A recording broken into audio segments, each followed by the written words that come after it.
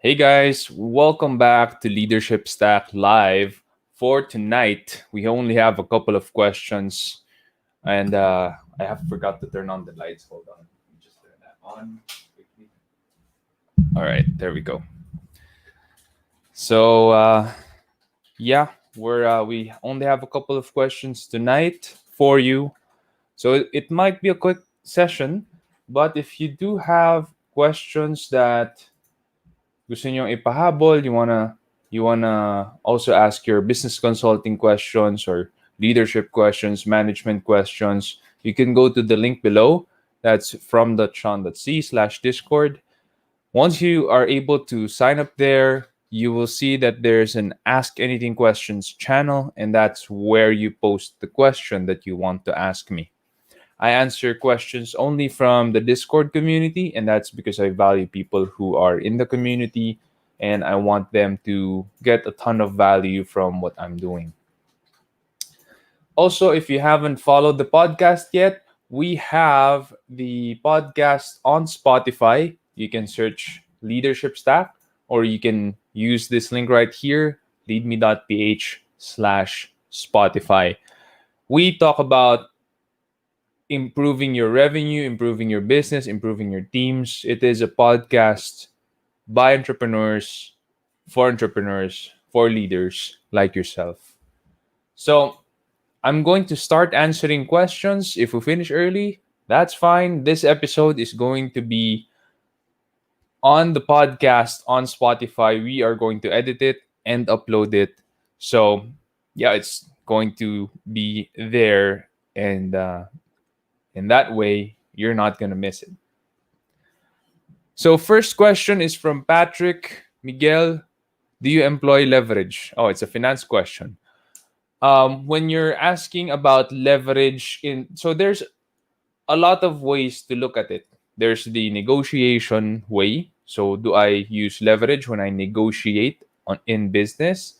Or you can look at it from a finance standpoint, which is, do I use debt or options or futures, or do I have any leverage from the brokerage platform that I'm using, meaning I kind of borrow from them and then I pay it double afterwards, so double the win but also double the loss.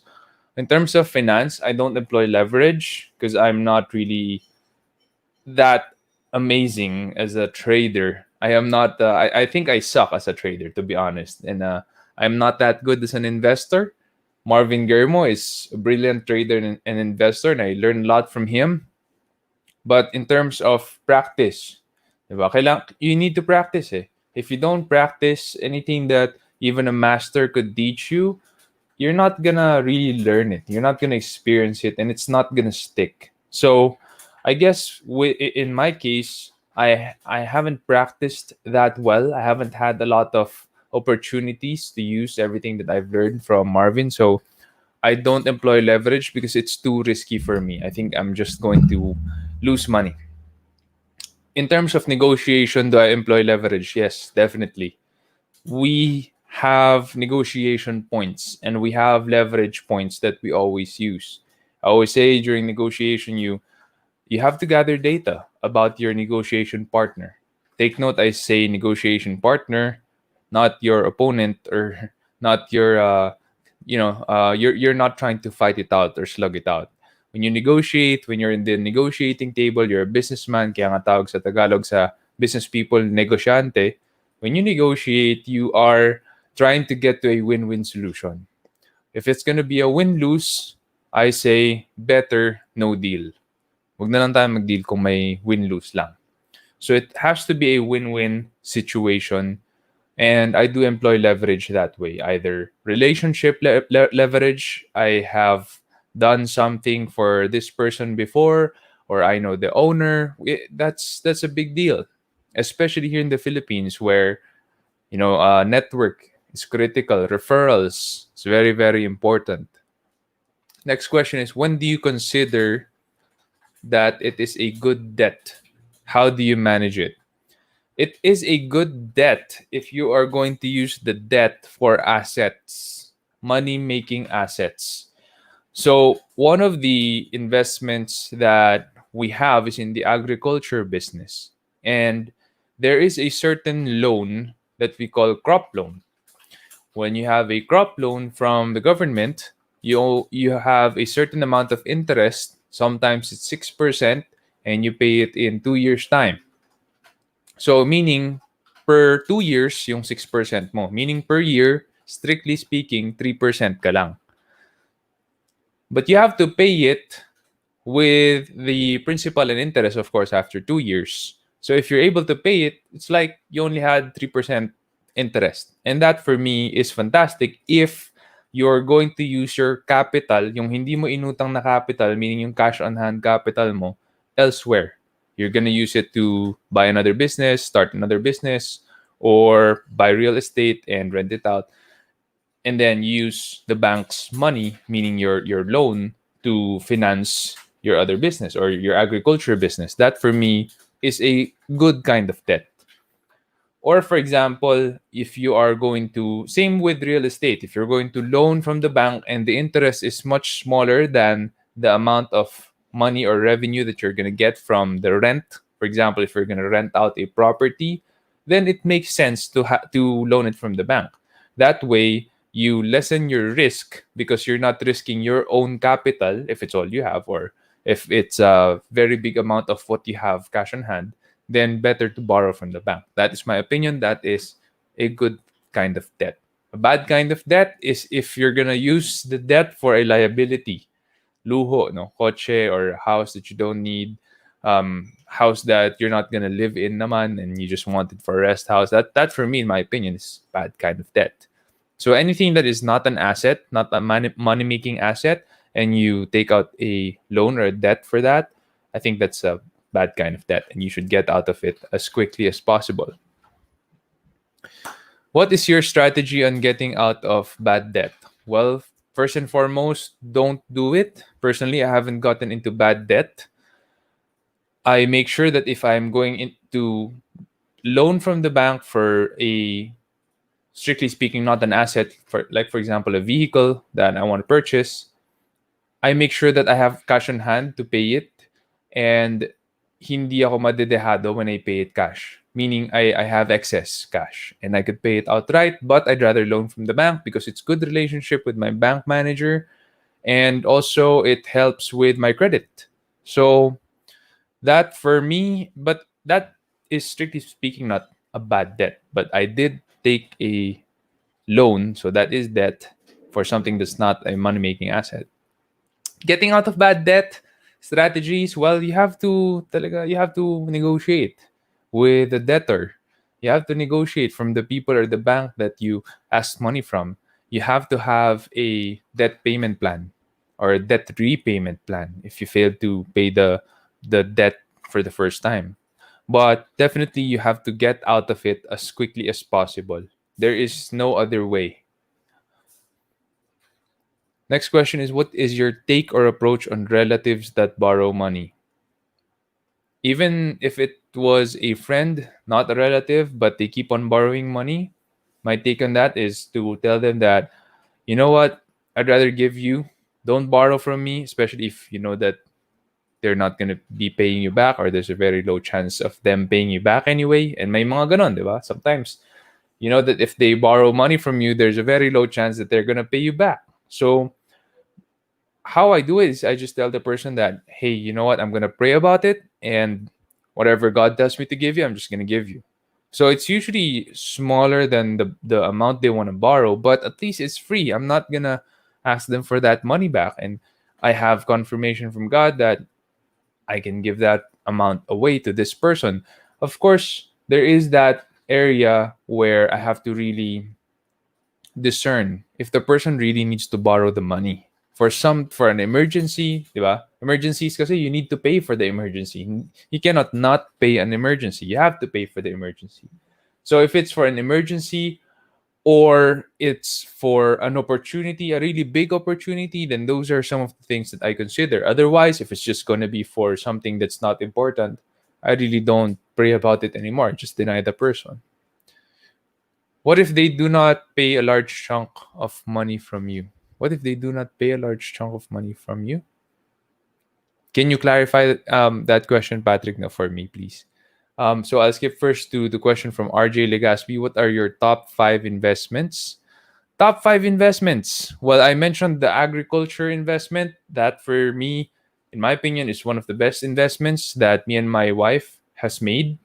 It's a private investment with a friend, so it's not available to the public, unfortunately, but it's a really good investment, really good returns. And the person I invested in is a good friend, a person of integrity, and a brilliant person also who has been running he's the fifth generation running the agribusiness. So he really knows the ins and outs. Um, I mentioned also last time that investing in your spirit is a very big deal for me. So when I say that I invest in my spirit, that means I read God's word every day. I meditate on it. I talk with him every day. That's prayer. I journal. And these are things that are very, very important for me, much more than money. So since you only mentioned investments, not financial investments, one investment that I would say is actually the top one investment is investing in my spirit. Um, I also invest in my relationships. So I guess that's going to be top two or top three, somewhere there. Network is very important. I'm a businessman.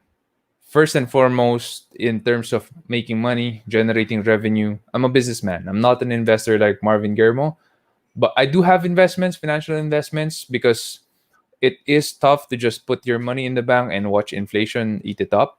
So I do have financial investments. It's just that I invest in my network more. So I get to know people. I go to mixers. I go to events. I get to know new people, meet new people. Right now it's a little bit tougher because we're just at home, but it's not impossible. So I still meet new people. People still get referred to me, and it's all good. Another investment that I make in terms of financial investment is so I invest in a copy trading platform. If you want to know more about that, maybe you can just DM me. I'll send you the link. I'll show you even people that I'm copying. So that has gained, upwards of these people I'm copying, the gains are upwards of 20%, 60% per annum. So that's actually a very, very good vehicle if you want to grow your revenue or make your money work for you passively.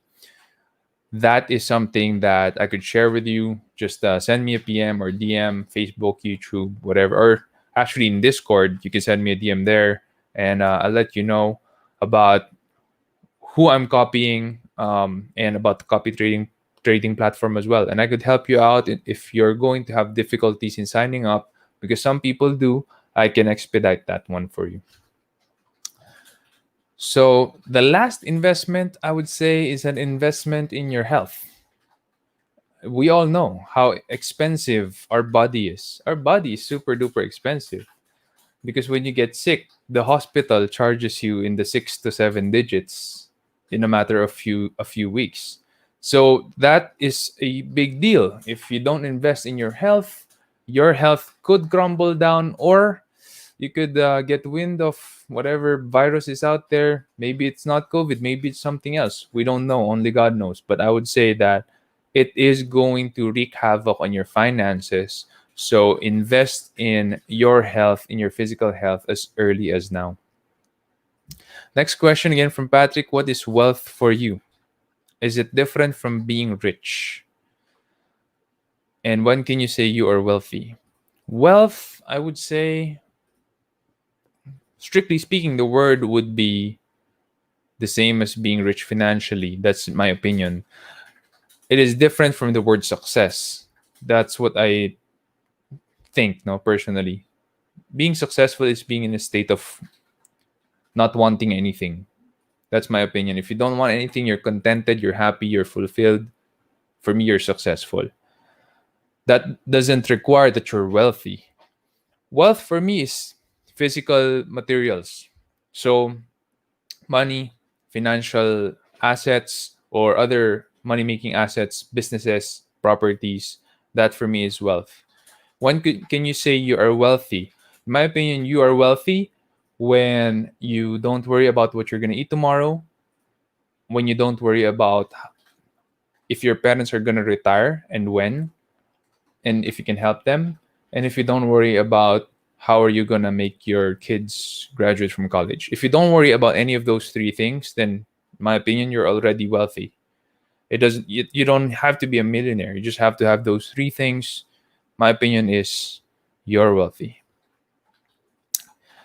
From Jazz, question is, how do you separate personal from business finances?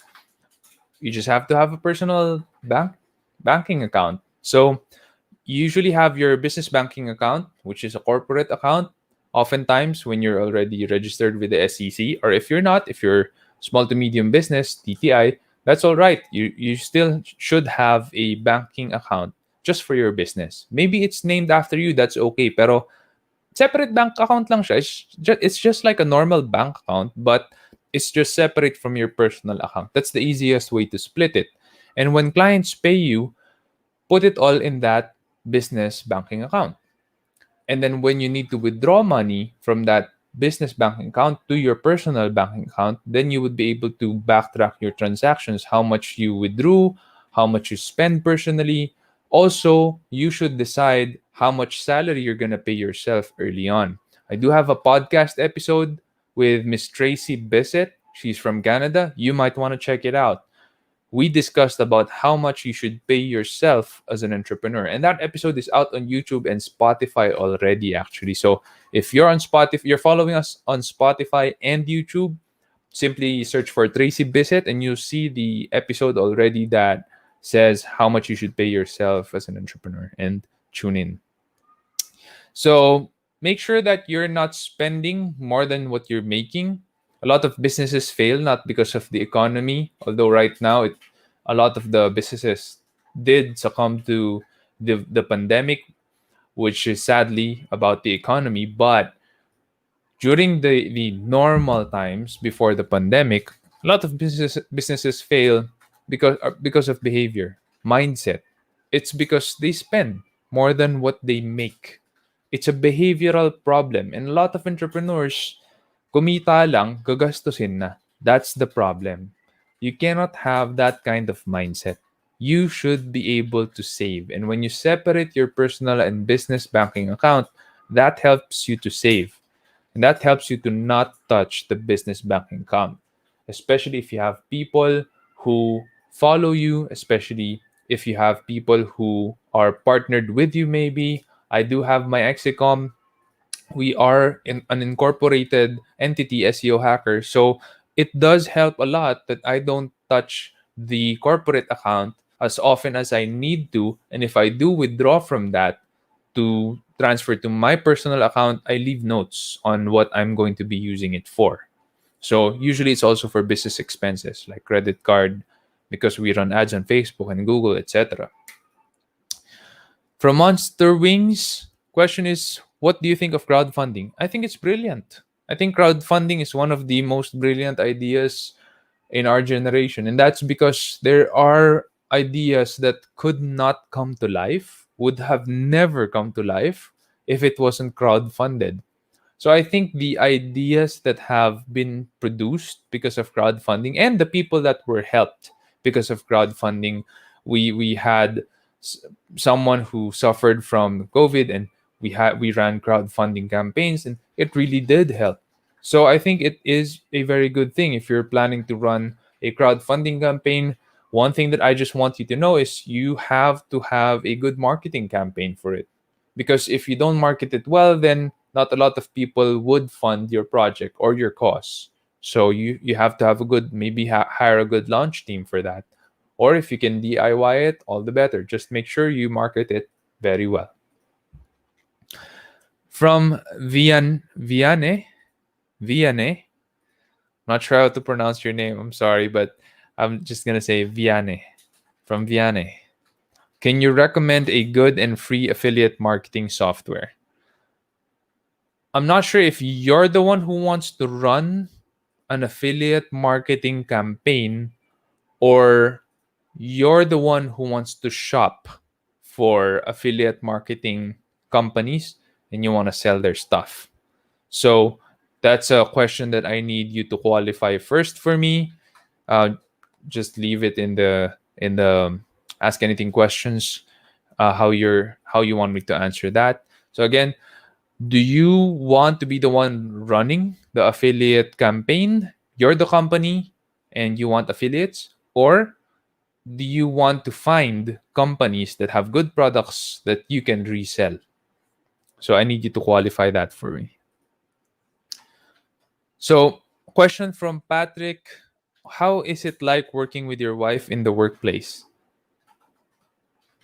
I couldn't be happier, honestly, because not a lot of people could work with their spouse. Not a lot. Sometimes they're afraid, sometimes they want to hide things, sometimes they just keep on having conflict. And that's saddening because, early on in our history as human beings, people used to work alongside each other, family, spouses. We used to farm. And and when we farm, when we grow food on our own, usually the husband and wife works alongside each other. That's human history. And that helped the family to bond better.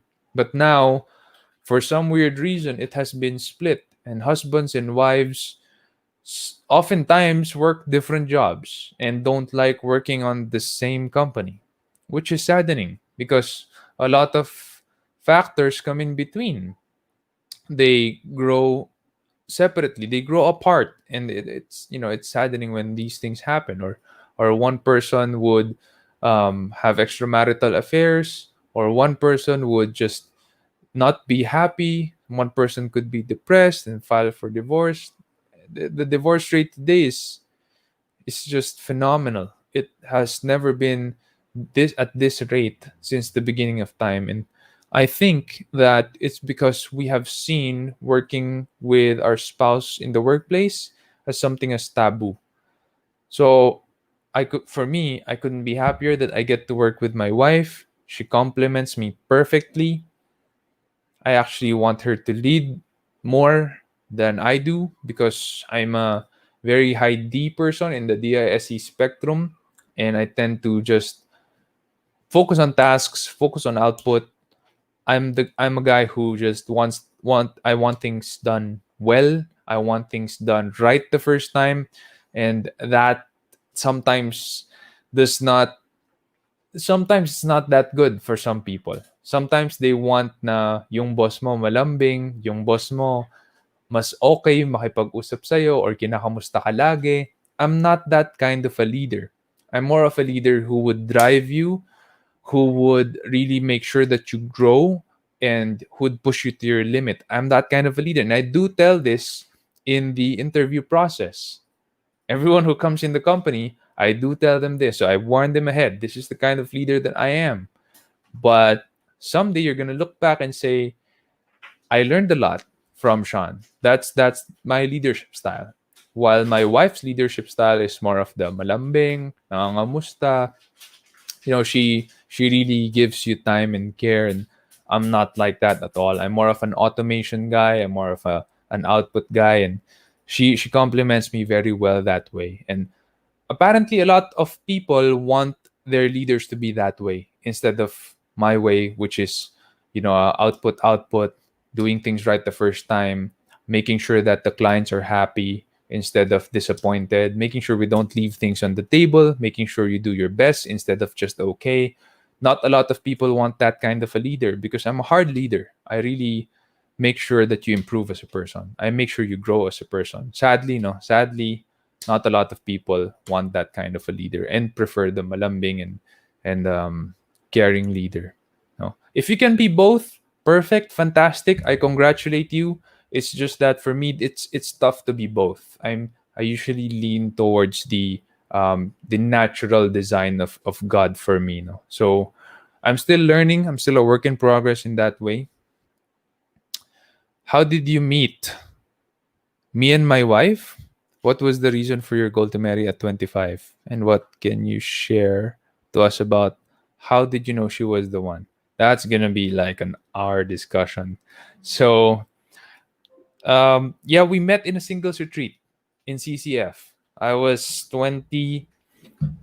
I think I was 20 years old then, and I wasn't looking for a relationship at all. I was there in that singles retreat because I had the mantra that kung wala akong kinikitang pera, wala akong papakainin do sa liligawan ko, hindi ako manliligaw. So I lived by that code. And during that time, I was still doing OJT in Lasal. So I really wasn't looking for a relationship. Why I was there in that retreat, I was accompanying a friend of mine who was an atheist.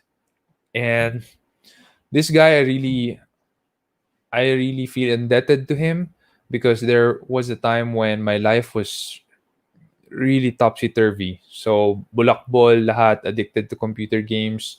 Honestly, when you met me back then, you would say, patapon yung buhay nitong taong to. That's what you would say. But this friend of mine, he kept me, he gave me shelter when I was having a hard time with my parents. And he would feed me and teach me a lot of things, and I learned from him. And malaki utang na loob ko sa kanya. So I want him to also know God, and I accompanied him in that retreat so that I could also help him to understand what was being said on stage and what was in the materials that we're reading. I met my wife there in a mixer. So there was a mixer event where you just get to know people. It's a networking event. And we just talked. And I had the God in You blog, and we discussed that, and somehow I got her number. And a good friend of mine who was also in that retreat asked me that night, so is there anyone that interested you? And I could only remember one person, and that's Apple, my wife now. So I guess that's the how did you meet? That's the answer to that how did you meet question. What was the reason for your goal to marry at 25? My mentor, Pastor Dennis C., who is an absolutely amazing man of God. He is the senior pastor of Victory Green Hills, and he got married at 25. And I didn't want to marry later because he always tells me, if you can get married early, huwag mo nang patagalin. And he also taught me that if you like a girl and you pursue her, make sure that is with the intention of marrying her and not just dating around, because you're just going to waste time. You're going to break her heart, and she's not going to be whole after that. So I kept that close to my heart, and I made sure that when I met Apple and decided that she was the one I want to marry, I went all the way. What can you share about how did you know she was the one? Well, the short answer is I asked God for a sign. And the sign is if I dreamt of her that night, but since that usually happens, kasi crush ko siya, I would dream of her. I asked God to also make her dream of me that night, which is malabo kasi hindi niya ako crush nun. Nabusted nga ako eh. So, that's the sign I asked God, that I would dream of her and she would dream of me the same night. And what happened was the day after, I called her up and I asked her, hey, do you remember your dream? And she said, yeah, actually, I dreamt of you. And then she proceeded to tell me her dream. And apparently, I also dreamt of her that same night. We both still remember what the dream is. Mine didn't make sense, hers made some sense. But that confirmed with me that really she's the one that God wanted me to marry. So that's the sign. A few months after that, I got busted. So ang labo, di ba? I was asking God, Lord, what do you want me to learn during this time? Kasi akala ko ba siya na yung gusto mong pakasalan ko, pero busted ako. So that went on. I think for 6-7 months, we didn't talk and there was nothing, and I thought that was it. But God has His ways. We met again through her dad because they needed a website. And it was a serendipitous meeting. I didn't expect to meet her dad in that place, and her dad, which is my father-in-law right now, asked me to go to their office, and things went on from there. And we talked again, and I still didn't expect anything because I knew that she didn't like me and I was busted. But God had other plans. Diba? When God tells you something, He is faithful. He is God. There's a verse in the Bible where it says, God is not man that he should lie, or a son of man that he should change his mind. Does he speak and not act? So God pulled through for me. So yeah, hope you got something out of that. Maybe that's gonna be my next book. I don't know, but a lot of people tell me that the story between me and Apple is something that is for the books. Diba? One for the books, yan ang sabi nila. So also, she asked God for a sign as well before she she said yes to me as to be her boyfriend. And yeah, it's very interesting how God actually pulled us together. But the good thing about it is whenever we have conflict, and sometimes we would have ugly conflicts because husbands and wives, that's what happens. Sometimes you'd have ugly conflicts. We go back to the signs that God showed us, and then we remember that we were meant for each other. And this conflict is temporary. And we're gonna be able to pull through. Question from RJ Legaspi: what is your ultimate goal? My ultimate goal? Well, my purpose as a human being is to glorify God. However, I could do that, as long as I do that, that I'm hitting the goal.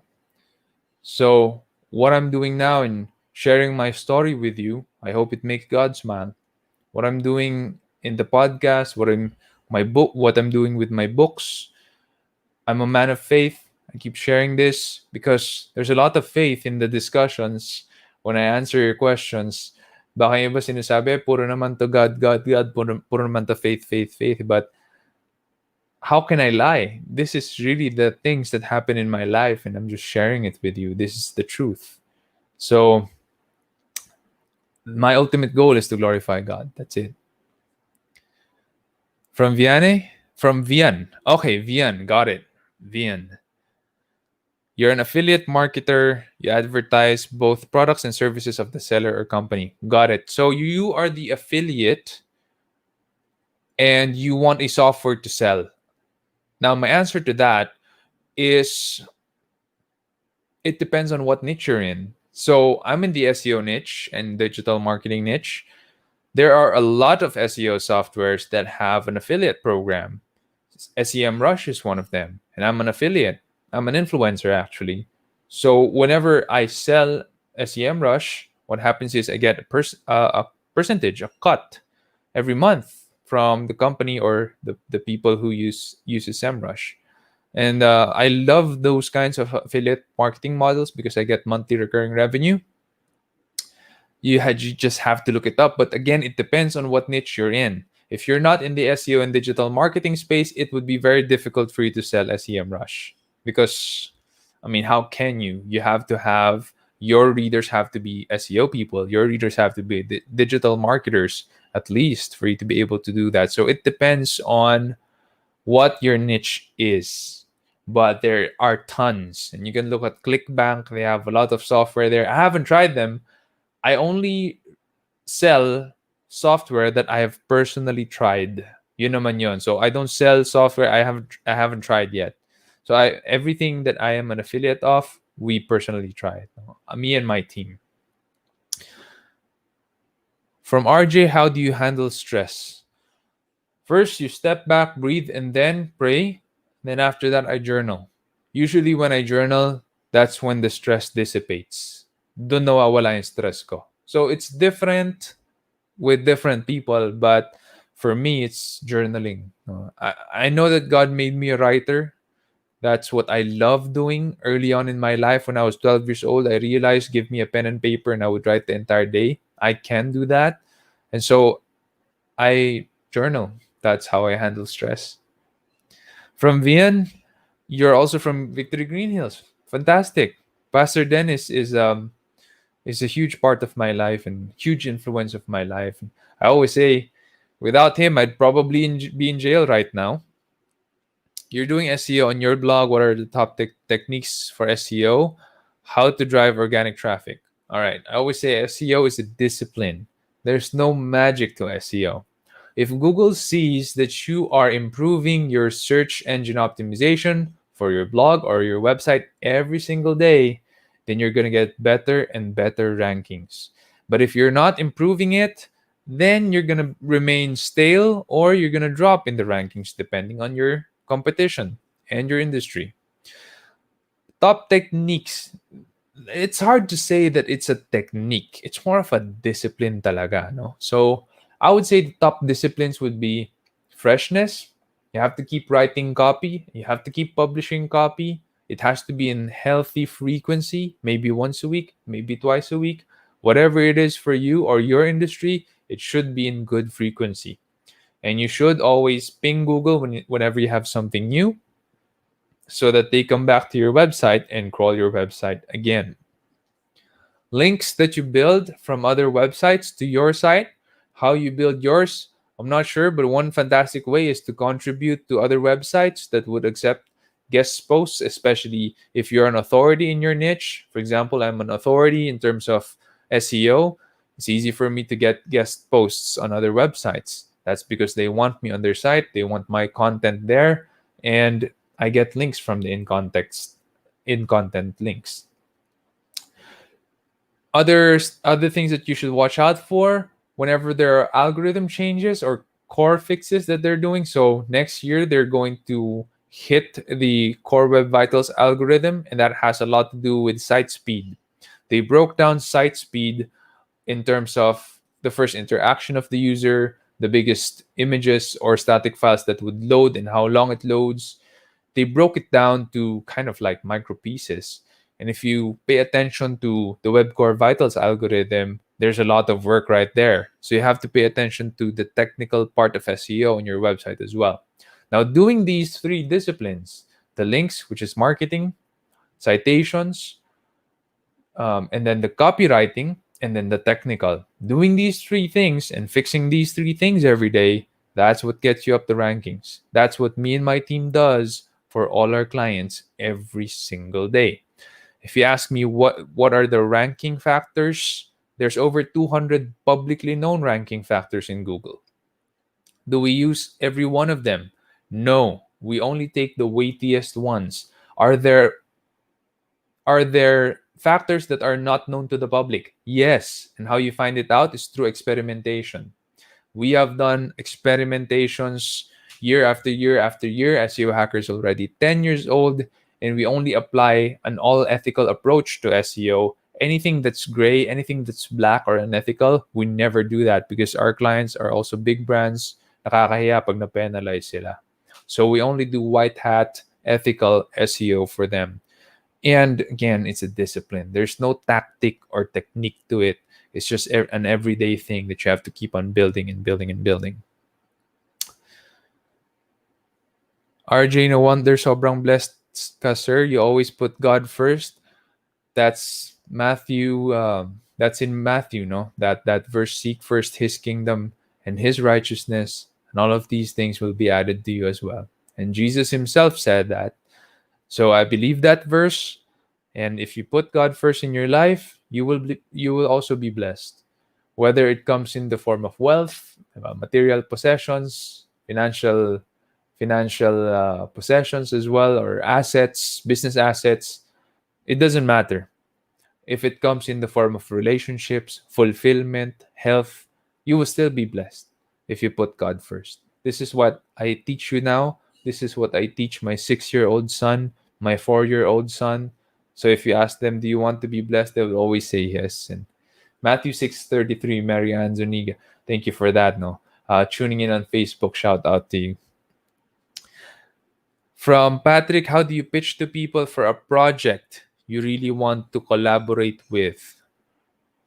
Well, if I know who the person is, it's as simple as hitting them up, chatting them, or calling them up, or setting up a Zoom meeting. Now, if walang pandemic, setting up a face-to-face meeting, that's usually how I do it. If not, then I usually look for a kakilala. So Meron ba akong kakilala, kakilala rin nila, and I ask that person to introduce us. That's really the best way. So make use of your network, make use of your connections. I'm sure you've heard the phrase or saying, it's not about what you know, it's about who you know. And that is very important. Make sure to practice that in your life. Broaden your network, get to know people, give value to other people. This is what I'm doing right now. I'm not getting anything out of this. I get no money, no payments, no endorsements out of sharing what I know with you on the podcast or live on Facebook and YouTube. But people get to get connected with me, and that is important for me as well. Question from Jazz: how do you have fast conversion rates for your website? Conversion rates that are fast, that's a little bit tricky. How maybe let's veer the question towards how do you improve conversion rates for your website? First thing that you need to realize about conversion rates, there are things that you leave on the table. For example, Internet Explorer, may gumagamit pa ba? Yes, may gumagamit pa. And yung gumagamit, usually the older people. Do they have money? Yes, they have money to spend. Then why is it when you load your website, sabog-sabog siya sa Internet Explorer? You're leaving money on the table right there. Even if it's just a 4% user base for you or your client, still that 4% has money and you're appealing to them as a broken website. So conversion rate is all about serving everyone well through your website. Another thing that you can do to improve conversion rates, ask people what they think. Ask people why they're not converting or buying from you.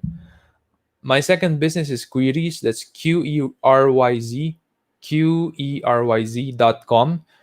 And it's a micro survey. And basically, we ask people, have you been able to find what you're looking for? And if they say no, we ask them, what is it that you're looking for? And then they give us answers. And we optimize that. We improve that. We serve them. And when they find the answers they're looking for, then it's easier for them to convert. And usually they convert a lot more. And we have a lot more leads or a lot more revenue.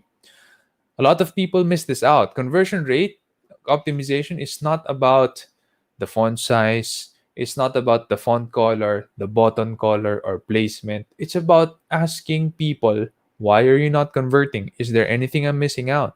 You have to start with that. If you're able to address that, you will convert a lot more. Is there a user experience design course here in the PH? I'm sure there is. But if you're looking for a conversion rate optimization course, I don't think there is. You may want to look into Peep Laha. That's Peeplaja. His name's a little bit weird because he's not from here. He's not from the Philippines. I know he has a course in Conversion Excel, but it's expensive. I think it's like $2,000. But if you want to learn CRO, I think he's the guy. So invest in that course if you really want to learn it. Do it as a service someday, or have experience, or do it for your own website. I think it's a pretty good investment. What is the next big thing for e-commerce? From Patrick. No, the question is from Patrick Miguel. Do you think after the pandemic, people will return to malls, or e-commerce will change this behavior of Filipinos? Well, I think e-commerce is getting bigger and bigger. That's what I think. I don't think it's going to stop even if we're back to normal, quote unquote, no, after the pandemic blows over. I think that we have already gotten into that lifestyle. It's no longer a habit. A habit forms in 31 days. So it's already a lifestyle because it's already 10 months. That's a lot more than 31 days that we've been buying e-commerce, that we've been having groceries delivered to our doorsteps, that we've been paying via bank transfer, GCash, GrabPay, or credit card. So I think people are used to buying online. If we're going to the mall, I don't think that we're going to buy a lot there anymore. That's what I think. I think malls have to be a lot more competitive in terms of their price point versus e-commerce, because a lot of choices are available now in the e-commerce platforms. And a lot of people are also getting more stuff here from China, which improved selection and price. So if ever that people are going to buy stuff from the mall, it should be something that is really not on the e-commerce platforms, or it should be something that's super expensive in the e-commerce platforms. That's what I think. But in terms of, are people still going to be buying through the e-commerce platforms? Definitely. I don't think it's going to slow down. I think it's going to be maintained, or it's going to curve up. That's my opinion. What's the best online course you took? I have never paid for an online course. I know it doesn't sound that good, but I learn a lot from podcasts and books. I buy books. I buy a lot of books. I read books.